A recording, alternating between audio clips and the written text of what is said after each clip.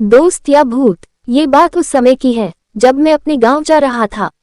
मेरे गांव पहाड़ों के बीच में बसा है, घनी आबादी से अलग थलग। मेरे गांव में एक कच्ची सड़क है जिस पर केवल एक बस चलती है जो गांव से बाहर तक ले जाती है और लाती है। मैं अपनी नानी के घर गया हुआ था और वहीं से ही लौट कर आ रहा था। रात का समय था। बस ने मुझे गांव के बाहर उतारा था क्योंकि सड़क गांव से बाहर की ओर थी और मेरा घर गांव के काफी अंदर था।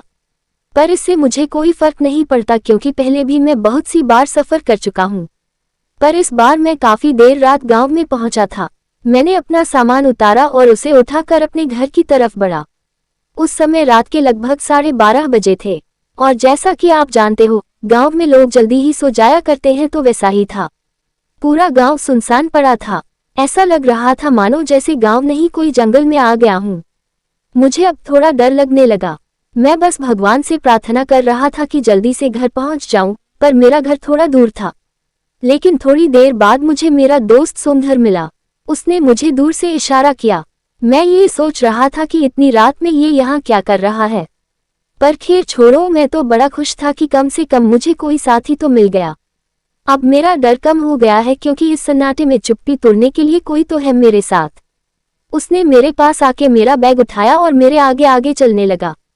चलते हुए मैंने एक बात पर गौर किया कि ये इतना चुप चुप क्यों है। ये जब से मुझे मिला है तब से कुछ नहीं बोला, क्योंकि मेरा दोस्त सोमधर तो बहुत ही बातूनी है और ये तो इतना शांत, बड़ी ही अजीब बात है। मेरा घर बस थोड़ी ही दूरी पर था, पर अब वो एक दूसरा रास्ता लेके खेतों की तरफ बढ़ने लगा। मैंने उसको कहा, अरे भाई कहाँ जा रहे हैं हो, कब से देख रहा हूँ, बड़े ही चुप हो और ये खेतों की तरफ कहाँ जा रहे हो, तुम्हारा दिमाग खराब हो गया है क्या। उसने मेरा हाथ पकड़ा और जबरदस्ती मुझे खेतों की तरफ ले जाने लगा। उसका हाथ बहुत ठंडा था। मुझे समझते हुए देर न हुई कि यह मेरा दोस्त नहीं है। वो मुझे पास ही के एक कुएं तक घसीटते हुए ले जा रहा था। मैं जोर जोर से चिल्लाने लगा। मेरी आवाज सुनकर गांव के बहुत से लोग जग गए और मेरी तरफ दौड़कर आने लगे। जब वो मेरे पास आए तब तक मैं बेहोश हो चुका था। सुबह जब मुझे होश आया तो मैं अपने घर पर था। मुझे उठा देख सब घर वाले मेरे पास आए और बोले, तुम ठीक हो, तुम्हें क्या हो गया था, तुम रात को बरगद के पेड़ से लिपटे हुए बेहोश पड़े थे, तुम्हारे साथ क्या हुआ था। मैंने उन्हें अपने साथ जो हुआ वो सब बताया। उस समय मेरा दोस्त सोमधर भी वहां ही था। वो बोला कि मैं तो रात को अपने घर पर सो रहा था, तो वो कौन था जो मेरा साथ कल रात को था।